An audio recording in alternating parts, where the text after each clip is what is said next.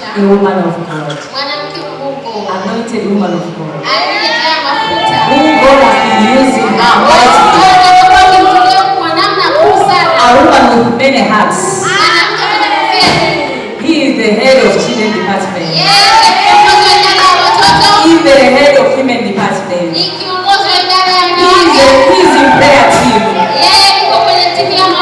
She's the first every day in charge, the first to be in charge. To God. So today she's coming here to bring the fire down. Now, please raise your hands and praise Sister Doreen.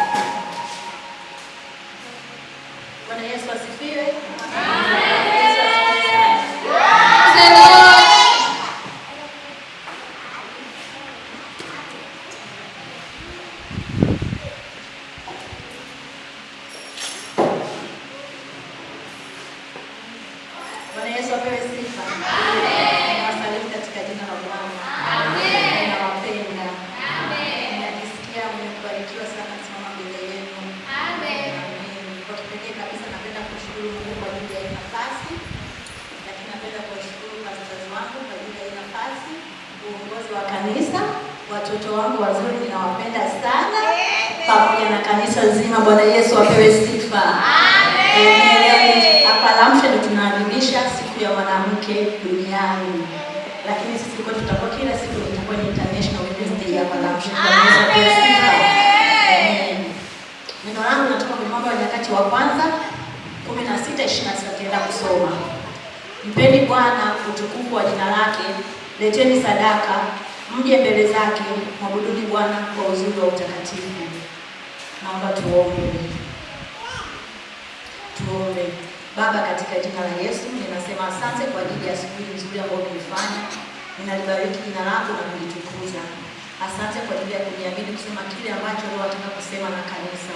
Ninaomba mimi nishuke chini nipungue ili neno lako likapate kuwafikia watu. Unitumie kama chombo tu. Ninaomba haya kwa jina la Yesu. Amen. Bwana Yesu apewe sifa. Mambo ya Nyakati wa kwanza 16:29 ndio mstari ambao tunatembea nao wanawake wa TAG mwaka huu.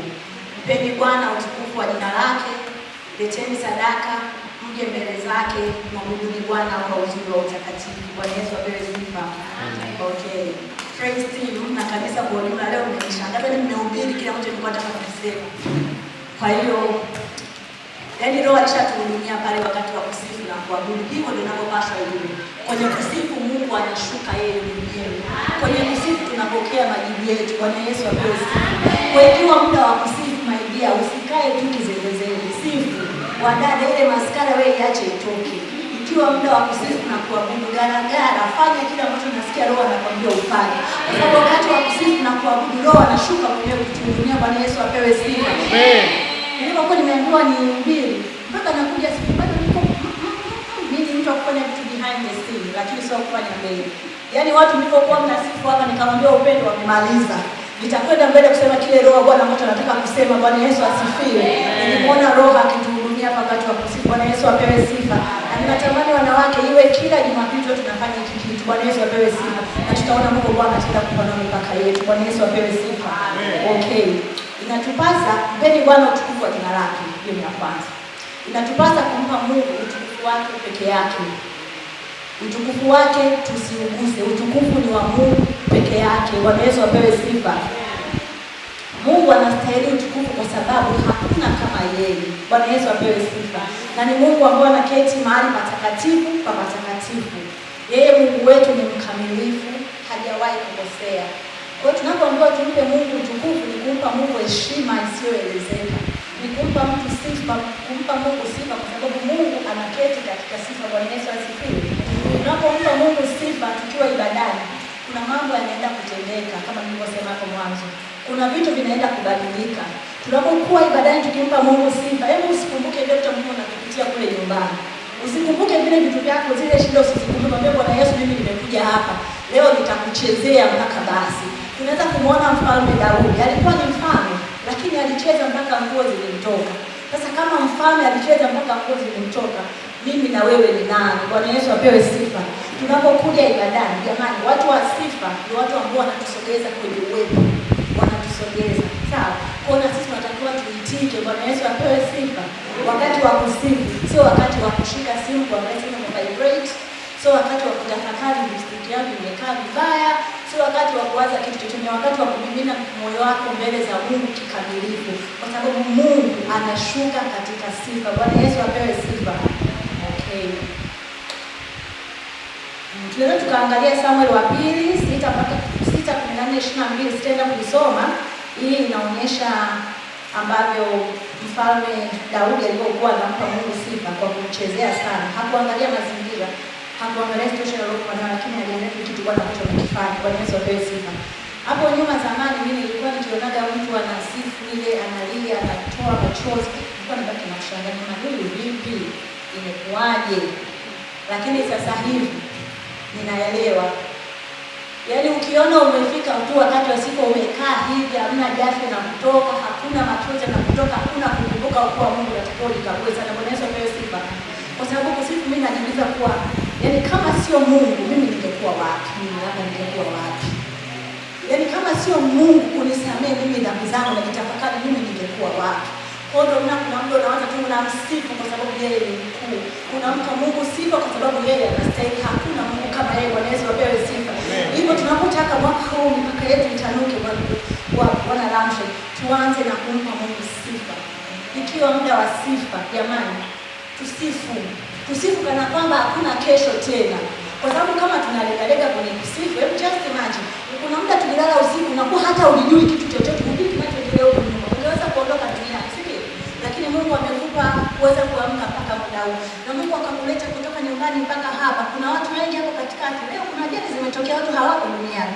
Lakini wewe uko hapa hai. Bwana Yesu apewe sifa. Kwa hiyo tusiposifu sisi hapa, ili huwa ninapopepea hapa nitamsifu Bwana. Hiyo miti huko itamsifu Bwana. Bwana Yesu apewe sifa. Hebu tumsimamie Mungu, mimi ninakupa wewe sifa, alafu ushughulika na yako. Bwana Yesu apewe sifa. Ni Mungu anayeshughulika na mambo yetu. Tumpe sifa, tumpe utukufu, tumwachie kwa sababu ni wa kwake yeye peke yake. Bwana Yesu asifiwe. Okay. Leteni sadaka, mje mbele zake, mwabudu Bwana kwa uzuri wake.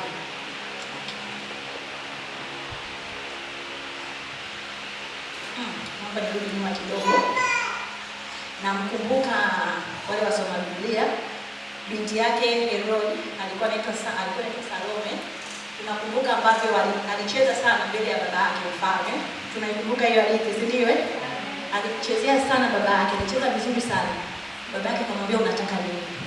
Of course alitaja zawadi ambayo ni mbaya, lakini kama mfalme wa duniani aliweza kumuuliza mtoto wake unataka nini? Hivi Mungu wetu tunapomchezea akatuambia kitu gani? Kama mfalme, na alimpa mtoto wake ile ahadi, lakini ilitokana na kucheza vizuri sana. Je, Mungu wetu si zaidi? Bwana Yesu apewe sifa. Kwenye kusifu naomba mtaiandika hii mistari, mtaisoma kwa wakati wenu. Zaburi 63:3,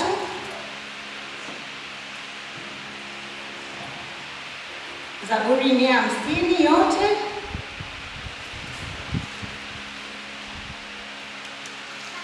Zaburi 149:3-9.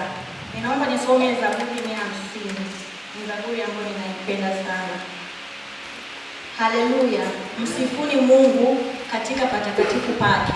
Msifuni katika anga la uweza wake. Msifuni kwa matendo yake makuu. Msifuni kwa kadri ya wingi wa ukuu wake. Msifuni kwa mvumo wa baragumu. Msifuni kwa kinanda na kinubi. Msifuni kwa matari na kucheza. Msifuni kwa zeze na filimbi. Msifuni kwa matoazi ya lyare. Msifuni kwa matoazi ya pumaru sana. Kila mwenye pumzi na msifu Bwana. Na hilo leo mmelionyesha hapa zaidi asubuhi ya leo wakati wa kusifu. Bwana Yesu apewe sifa. Amina. Okay. Naenda kuongelea sadaka kama mstari wetu ambao unasema. Sadaka tunazoea kile tunatoa sadaka. Na mara nyingi tunatoka kile kinyonge sana. Lakini sadaka ni ibada kamili kati yako na Mungu. Na sadaka inanena, sadaka inaongea. Sadaka inaonyesha shukrani kwetu kwa Mungu. Bwana Yesu apewe sifa. Na sadaka ni ulinzi tosha kwetu. Tunaona kuwa utoaji ni tendo la kimungu. Na mtoaji wa kwanza alikuwa ni Mungu. Hizo tukaona kwenye Yohana 3:16 ambapo Mungu alimtoa mtoto wake wa pekee. Kwa maana jinsi hii Mungu alimtoa mtoto wake wa pekee ili kila mwamini asipotee bali awe na uzima wa milele. Sawa? Kwa Mungu mwenyewe ndio alikuwa mtoaji wa kwanza. Na Mungu ndiye anayetuwezesha sisi kupata. Kila tunachokipata sio kwa nguvu zetu, sio kwa akili zetu. Ni Mungu mwenyewe anayetuwezesha. Bwana Yesu apewe sifa. Ukimpenda Mungu ile kikweli kabisa, ile kumpenda Mungu kikweli kabisa, hautajionea huruma kabisa kumtolea Mungu. Hautajionea.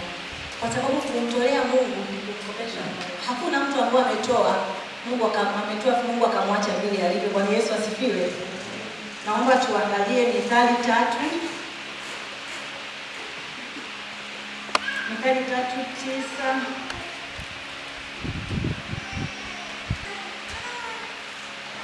Mithali 3:9 na 10.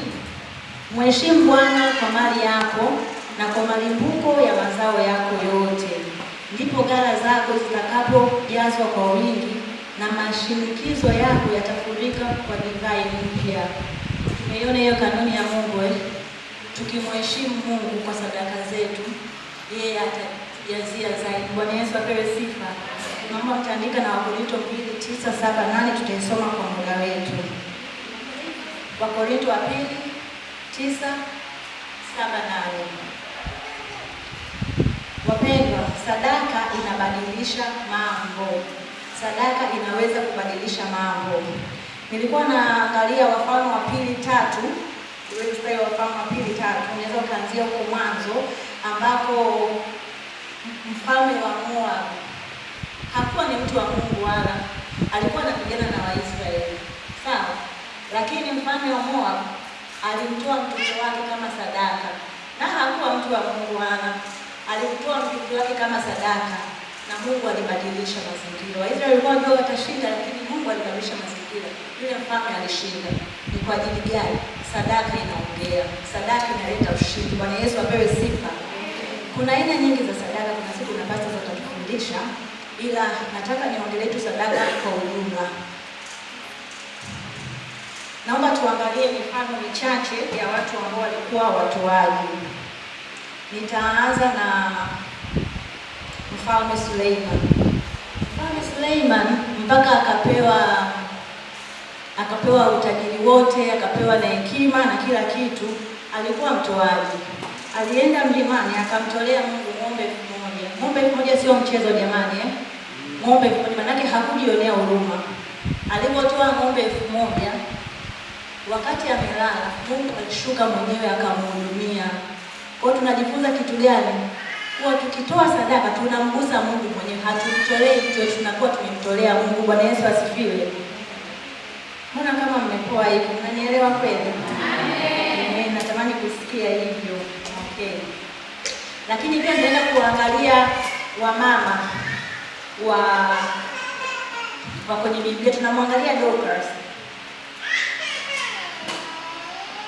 Dorcas alikuwa ni mwanamke ambaye anawafunia wajane masweta. Alikuwa anatoa ni muda wake. Yeye hakutoa pesa kama pesa, ila kwa sababu ni kipaji chake alikuwa nacho, akawa anawatengenezea wanawake masweta. Kwa hiyo ilikuwa ni sadaka, kwa sababu sadaka zipo za aina nyingi, si ndio Kwa hiyo alipokuwa anatoa masweta, ikatokea Dorcas ambaye alikuwa anaitwa Tabitha akafariki. Alipofariki wale wajane walimlilia Mungu. Wakasema hapana, mpaka kieleweke hapa. Walimlilia Mungu mpaka Dorcas akaamshwa akafufuliwa tena. Bwana Yesu apewe sifa. Lakini hiyo ilikuwa ni sadaka. Lakini leo tukamwangalia mwanamke Mshunami. Yeye alimkarimu Elisha, akamwandalia makazi mazuri. Kwani mwanamke alikuwa na uwezo vizuri sana. Alikuwa anaona mbona nabii anapita tu, anakuwa analala wapi? Akasema hapana, ngoja mimi nimkarimie. Akamkarimu, akamwambia mume wake, wakamwandalia makazi mazuri. Kwa alikuwa akipita pale, anafika na kupumzika, kesho yake ndio anaondoka. Hiyo ilikuwa ni sadaka. Bwana Yesu apewe sifa. Na Elisha akasema, akamuuliza Gehazi, huyu mama hana kitu gani? Akasema hana mtoto. Na mwaka uliofuatia yule mwanamke alipata mtoto wa kiume. Bwana Yesu asifiwe. Lakini hii ilikuwa ni sadaka. Bwana Yesu apewe sifa. Lakini pia tunamwangalia mwanamke wa Sarepta. Yeye alimtengenezea Elia mkate, alikuwa na unga kidogo. Yaani unga kidogo. Kwa kweli tamisikia kama ningetoa. Sijui. Anaamini sijui wewe kama tulitoa. Kiunga kilikuwa ni kidogo. Alafu nchi iko kwenye ukame na ni kwa miaka mingi. Lakini Elisha akamwambia kuwa Elia akamwambia kuwa ninaomba unitengenezee mkate kidogo tu. Ni mama akamwambia unga wangu nao kidogo, na wewe nitengenezee. Ni mama yake ni tendo la imani, akaenda kutengeneza. Sawa? Hakujionea ile ilikuwa ni sadaka yake. Alipoenda kutengeneza akampa Elia akala. Alirudi kwenye jikoni kwake akakuta unga umekaa vile vile, mafuta yako vile vile. Maana kipindi chote cha wakati watu wanateseka na njaa, yeye mwanamke alikuwa na chakula ndani. Naomba niwaambie, iko nguvu kubwa sana katika kumwamini Mungu. Ipo nguvu kubwa sana katika kumtegemea Mungu. Just imagine huyu mwanamke angejionea huruma, asingempa Elia kile chakula, ingekuwaje? Maana kama alivyosema naenda kutengeneza unga kidogo na mwanangu ili niweze kula nimalize kufa, ni kweli angekufa. Bwana Yesu asifiwe. Sasa tutaiona kwa macho ya kawaida tunatamani roho wa Bwana akuhudumie ndani, akwambie kuhusu sadaka ambayo inaweza kubadilisha maisha yetu. Ambapo tukiacha kujionea roho mambo yanaweza yakatendeka. Pengine kuna kitu kidogo tu unaweza ukaomba ukafunga aswa siku 40 ukaunganisha 20 ukaunganisha 7, lakini kama utakuwa mchoyo mbele za Bwana, alafu kwani unampa Mungu ambacho amekupa? Unampa kile Mungu ambacho amekupa, sio cha kwako. Wewe kuwa na hizo nguvu sio za kwako. Bwana Yesu apewe sifa. Tusijionee huruma. Kuna siri kubwa sana kwa kutoa sadaka. Yaani hili neno pia ni la kwangu mwenyewe kabisa binafsi. Ila nafikiri kuna mtu mwingine pia ni la kwake. Tusijionee huruma. Kuna mambo mengine hayaendi. Sio kwamba Mungu anashindwa kufanya, lakini Mungu anasema nijaribuni ili muone kama sitafungua milango madirisha ya baraka. Bwana Yesu asifiwe. Tunapokuja ibadani jamani, kanisani, hebu sadaka tuiandae ili kuanzia Jumatatu unaandaa sadaka yako. Unakuwa ndani unasikia watu fulani, Yesu ninaenda kumtolea nini Bwana wangu? Ninaenda kumgusa Bwana wangu kwa kiwango kipi ili Mungu aende kushukuru. Leo utakuwa unatoa sadaka mpaka wewe unasema, okay. Tusijionee huruma wapendwa. Ndio usijionee huruma pia. Tusijionee huruma kwenye upande wa sababu tunapotoa Mungu anaenda kujaza kweli. Sawa? Amen. Pia tutaweza kumwangalia yule mwanamke ambaye alienda kutoa sadaka ya mwisho kabisa hekaluni. Watu walikuwa wanatoa masadaka makubwa, alikuwa na kisadaka chake ndogo. Ndio hiyo alikuwa nayo. Hakujionea huruma, akaenda kuitoa pale. Yesu alisemaje? Huyu ndio ametoa kuliko watu wote. Tunapomtolea Bwana, usitoe Bwana kwa kujisifu, kwa kujipride, kwa mimi natoa sana, mimi nafanya nini. Hapana. Tumtolee Mungu kwa moyo unyenyekevu. Mungu anapenda wanyofu wa moyo. Tumtolee Mungu kwa kupenda. Tumtolee Mungu kile ambacho tunasema yes, hiki ninampa Mungu wangu atakifurahia. Hivi tunafikiri yule mwanamke alibakia vile pata picha. Yesu alisema huyu ndio ametoa kuliko watu wote. Mnategemea yule mwanamke Yesu alimwacha vile vile? Biblia haijasema, lakini na hakika Yesu hakumwacha vile vile. Bwana Yesu apewe sifa. Amen.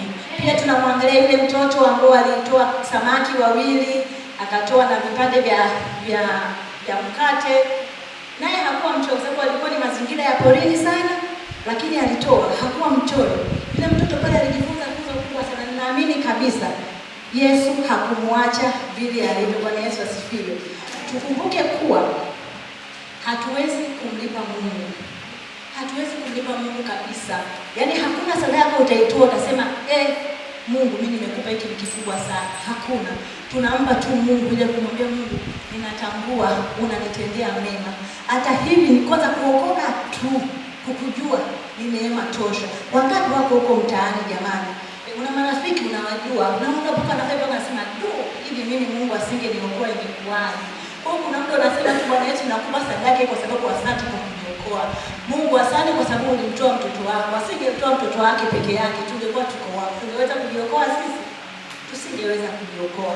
Kwa hiyo tujifunze kutoa. Utoaji unapeleka watu mahali. Utoaji unasaidia. Bwana Yesu asifiwe. Mwingine anaweza akasema kwa mimi sina kazi, nitatoa nini? Hata kuja kanisani yenyewe nauli ninaomba. Mungu anajua, Mungu anaelewa. Kuna kazi, kuna kanisa liko hapa, inahitaji usafi. Kuna watu wanahitaji kuombewa. Right? Kuna vitu vya kufanya ibadani, kuna vitu vya kujitolea. Sio lazima pesa. Mungu atakutana na wewe wakati unasema mimi ninawahi kanisani kwenda kusafisha kanisa. Mimi ninawahi kanisani kwenda kufuta vile viti. Mungu atakugusa pale pale ambapo upo.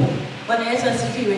Kikubwa ni kuwa na utayari wa kujitolea, moyo wa kujitolea. Bwana Yesu asifiwe. Alafu kingine, unaweza ukawa una hela ukasema Mungu, mimi na mambo yangu mengi ya kufanya. Sasa nitatoaje hii? Yaani kuna muda inakuwa tu ni jaribu lako tu dogo tu. Kuna mlango unatakiwa ufunguke, lakini kwa sababu umejionea huruma kwa ile hela ndogo, unashangaa unafanya maktai. Tutaomba. Nasema mbona mimi sikubii? Ngoja niame kanisa. Jamani, mchawi inakuwa ni wewe mwenyewe, uchoyo wako kutoa. Siri kubwa ni kutoa. Bwana Yesu apewe sifa. Mungu ametufanyia mambo mengi sana makubwa. Hata kuwa hapa tu ni neema yake. Bwana Yesu asifiwe. Ni neema yake. Mimi wakati kuna siku niliumwa sana nikabaki hivi, kumbe natakiwa nitolee sadaka afya yangu. Juzi wakati naandaa neno langu full, natakiwa hata niombee sadaka neno langu, amini afya yangu. Kasema okay, nikawaza nikasema Mungu, ili neno nahisi ni la kwangu, naenda kulisema mwenyewe, lakini na kuna mtu najua amekaa mahali hapa pia ile neno ni la kwake. Nikamwambia Mungu, ninakuomba tu nisamehe. Hakika nimekurudia vya kutosha, na kuna milango najua kabisa haijafunguka kwa sababu tunaizuia sisi wenyewe. Mungu anakuwa ameshatujibu, lakini anasubiri sisi tuchukue action. Sababu Mungu is so gentle, yeye hakulazimishi kufanya kitu, anakuacha. Sasa utakaa hapo mwaka wa kwanza, wa pili, wa tatu, utaona kama mambo hayajibiwi, kumbe ni wewe tu. Kwa hiyo siku leo ya wanawake tuliopewa hili neno limetoka taifa, hata tujatoa hapa Lamsha. Sijui Mungu anataka kuongea na nani, lakini na uhakika kabisa Mungu kuna mtu anaongelea hapa Lamsha, na mimi mwenyewe nikiwepo. Tusitoe vilivyo vinyonge kwa Mungu. Tusitoe vilivyo vinyonge kwa Mungu. Bwana Yesu asifiwe. Tumpe Mungu kile ambacho anasema Mungu, asante kwa kazi ambayo umefanya kwenye maisha yangu. Asante kwa wema wako. Asante kwa kunipenda. Hata hivi nilivyo nakushukuru. Asante Bwana Yesu. Bwana Yesu asifiwe.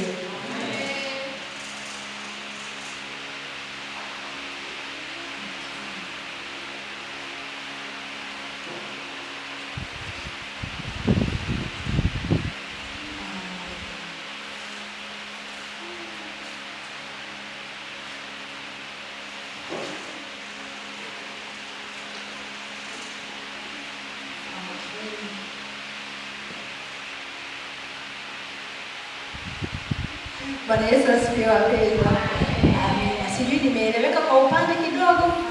Ambao nimeelewa, msiseme Mungu anaona ndani yenu, ambao nimeelewa. Amen. Kwa hiyo naomba ili neno tukapate kutembea nalo.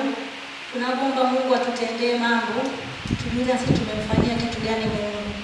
Kwa sababu hakuna kitu ambacho tutampa Mungu, wala tunachompa sio kwamba tumekipata kwa nguvu zetu. Ni yeye Mungu ndiye ametuwezesha. Bwana Yesu asifiwe. Kwa hiyo ninaomba mimi mwenyewe binafsi, nimeomba sana toba. Nikamwambia Mungu nisamehe, nimekuja pengine ndio maana niko hivi nilivyo. Lakini ninaamini na kuna mtu mwingine pia pengine hajatoa kwa uaminifu, na pengine ulikuwa ujui, unahisi kama ukitoa unatoa kwa ajili ya watu fulani, lakini tunatoa kwa ajili ya kazi ya Mungu ifanyike. Bwana Yesu asifiwe. Tunatoa ili tuweze kufanya kazi ya Mungu. Naambia Mungu, ninashirikiana na wewe kwa ajili ya kuleta watu kwako. Naambia Mungu, nikifanya kile kitu kimoja kanisani, kuna mtu kitampendeza, atakuwa anajisikia raha kuja kanisani. Na anapokuwa anasikia neno, najua neno imani huja kwa kusikia neno la Kristo, right? Ninajua Mungu atapata mahusiano mazuri na wewe. Bwana Yesu asifiwe. Pengine sadaka yako itamsaidia mtu mmoja kuokoka.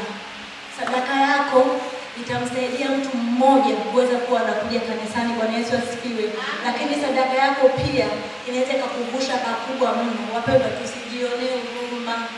Yaani tusijionee huruma na tusimpe Mungu kilicho kinyonge. Bwana Yesu apewe sifa. Kwa ambao wanahisi, wanaona kabisa mimi hapa kwa kweli kuna namna nimekuwa nimelegalega kwenye utoaji wangu. Kuna namna nimekuwa sijamtolea Mungu kikamilifu, pengine kwa kujua, pengine kuna mtu unapata hela hiyo alafu unaanza natakiwa nifanye kitu fulani. Acha tu nifanye kitu fulani, wiki ijayo nikipata ndio nitatoa pale, kuna kitu cha kufanya kazi nitatoa.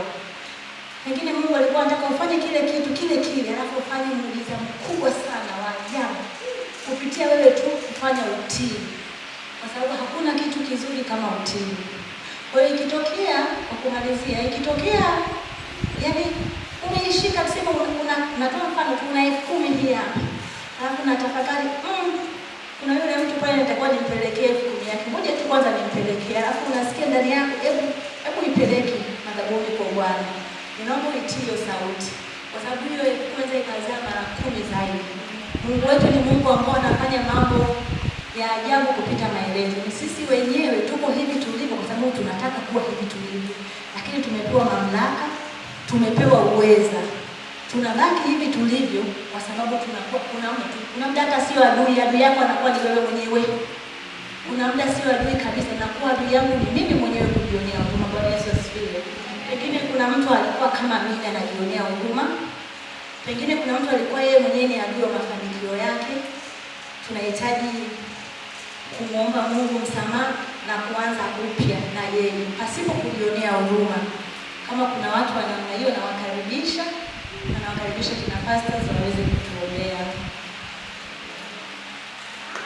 Kama kuna mtu wa namna hiyo namkaribisha, ninajua yupo. Kama kuna mtu wa namna hiyo ninamkaribisha.